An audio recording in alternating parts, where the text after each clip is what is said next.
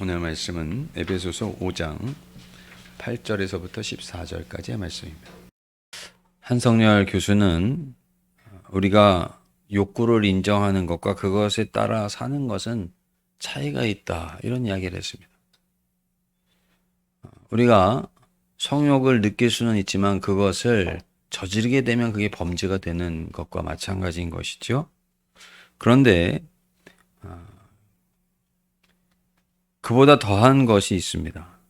하나님의 능력을 제한하고 또 대수롭지 않게 여기는 것, 그것 역시 사람에게 저지르는 범죄와 다를 바 없이 하나님 앞에는 참으로도 영광을 우리가 무시하는 것이 된다는 사실을 분명하게 기억해야 할 것입니다.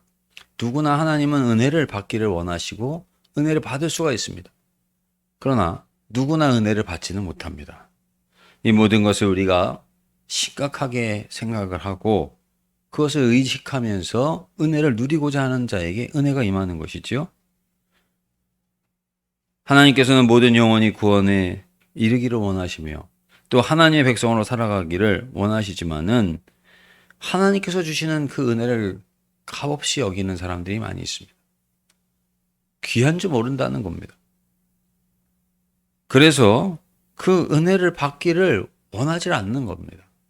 그냥 예수 믿으면 구원받는다 그러니까 아멘은 하지만은 그것을 귀히 여기지 않기 때문에 진실로 받으려고 하는 사람이 없다는 것이죠.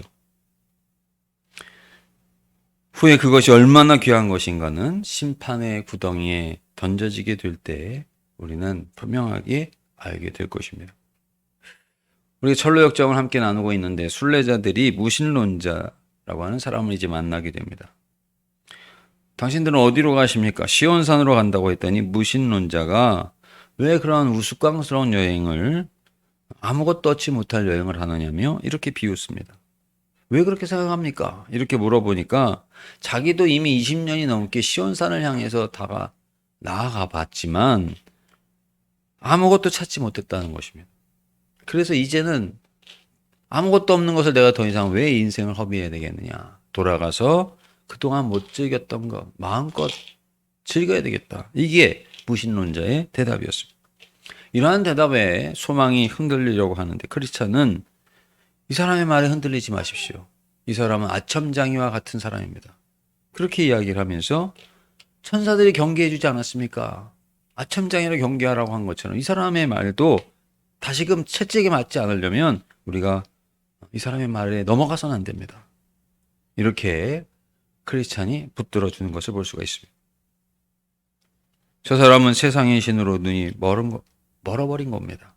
하나님의 영광을 우리가 바라보는 즐거움을 잃어버리지 맙시다. 그러면서 이 크리스찬이 소망을 끊어지지 않는 삼겹줄처럼 붙들어줘서 그 위기를 넘어가는 것을 볼 수가 있습니다. 이후에 그들은 어떤 지방에 도달하게 되는데 누구든지 낯선 사람이 그곳에 공기를 마시면은 자연스럽게 졸리게 되는 그러한 곳이었습니다. 소망이 잠에 겨워가지고 발걸음이 둔해지면서 좀 자고 가자 이렇게 이야기를 합니다. 그런데 크리스찬이 절대 잠들지 맙시다.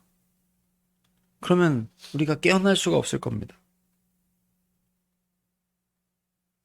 왜 수고한 자에게 주는 이 달콤한 잠을 차지 못하게 하는 것입니까? 소망이 따지듯이 묻는데 당신은 왜 목자가 그렇게 경고한 말을 기억하지 못합니까? 마법의 땅에서 잠들지 않도록 조심하라고 하지 않았습니까?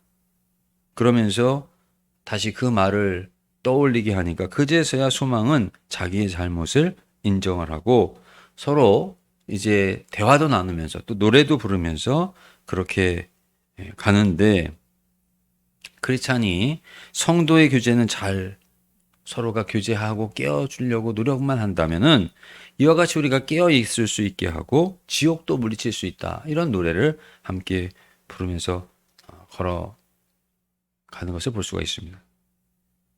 그러면서 당신이 행하는 일 중에 제일 먼저 무슨 생각이 듭니까? 우리가 많은 일들을 하는데 당신의 생각 중에서 제일 먼저 드는 생각이 도대체 무엇입니까? 그런 질문에 내 영혼의 유익을 추구하는 것이라면서 이전에 세상 부귀와 영화와 또 술 취함과 욕하고 거짓말하는 것, 이런 것에 계속 도취되어 있었었는데, 이제는 내가 내 영혼에 유익이 되는 것이 무엇인가를 늘 떠올리고 살아가고 있습니다. 소망이 이렇게 대답을 합니다. 만일 예전처럼 내가 아직도 술 취하고 아직도 세상 부귀나 보화만을 쫓으려고 했다고 한다면 내 영혼은 이미 파괴되고 말았을 겁니다. 허영의 시장에서 순교당한 믿음이 나에게 그러한 생각을 떠올려줬습니다. 죄의 끝은 사망이며 하나님의 진노는 반드시 불순종하는 자들에게 임한다는 사실을 내가 깨닫고 난 다음에 말씀이 그렇게 나를 도전하고 또 내 마음 가운데에 새겨지고 난 이후에는 다른 데 눈 돌리지 않으려고 노력하고 있습니다. 소망이 이렇게 대답을 합니다.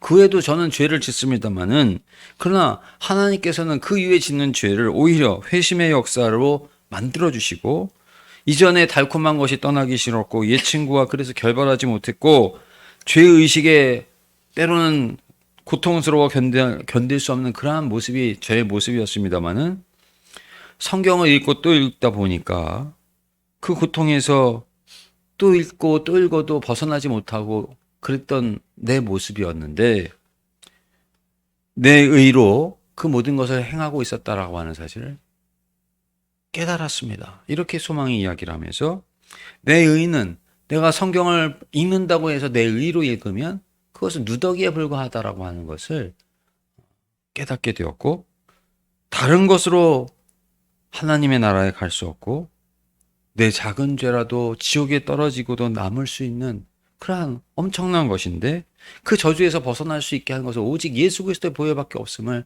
제가 깨달았습니다.